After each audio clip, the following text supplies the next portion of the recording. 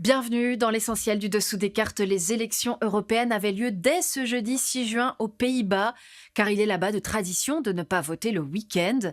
Vendredi 7 juin, les Irlandais vont à leur tour se rendre aux urnes, les citoyens de République tchèque également. Samedi 8, les électeurs de Lettonie, Slovaquie, Malte, Italie.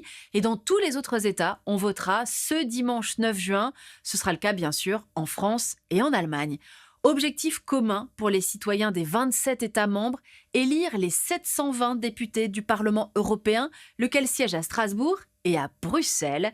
L'occasion pour nous de redécouvrir une ville devenue de fait presque autant capitale de l'Europe, avec ses grandes institutions, que capitale de la Belgique. Sortons nos cartes.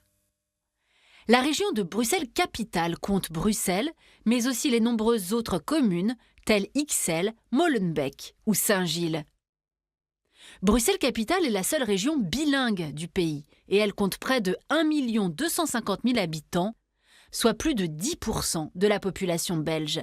Malgré un fort taux de chômage, Bruxelles constitue le premier bassin d'emploi du pays, notamment dans le secteur tertiaire et plus particulièrement dans les institutions internationales, qui emploient 49 000 personnes et génèrent indirectement entre 120 000 et 160 000 emplois. Car Bruxelles est résolument tournée vers l'extérieur. Siège de l'OTAN depuis 1966, c'est aussi et surtout le siège des institutions européennes depuis 1958. C'est là que l'on trouve l'une des antennes du Parlement européen, la Commission européenne et le Conseil européen, à tel point que l'on dit couramment Bruxelles pour parler de l'Union européenne. Si Bruxelles a été retenue comme siège de l'Europe, c'est parce qu'elle était considérée comme un territoire neutre entre les deux grandes puissances européennes, France et Allemagne, entre les cultures latines et germaniques. Bruxelles, siège de plusieurs grandes institutions européennes et on ne sait pas toujours qui fait quoi, alors voici quelques explications. Le Conseil européen, présidé par Charles Michel, il fixe les grandes orientations à venir de l'Union.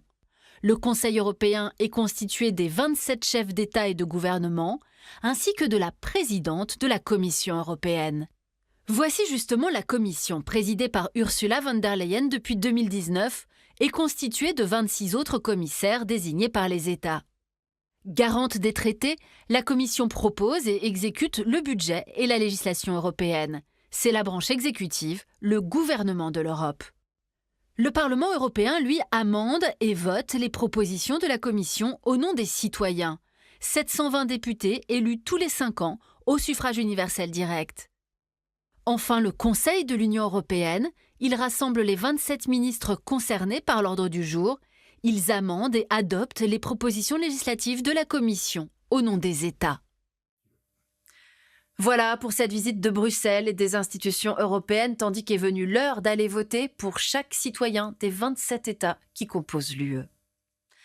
Ainsi s'achève notre essentiel du dessous des cartes. À bientôt.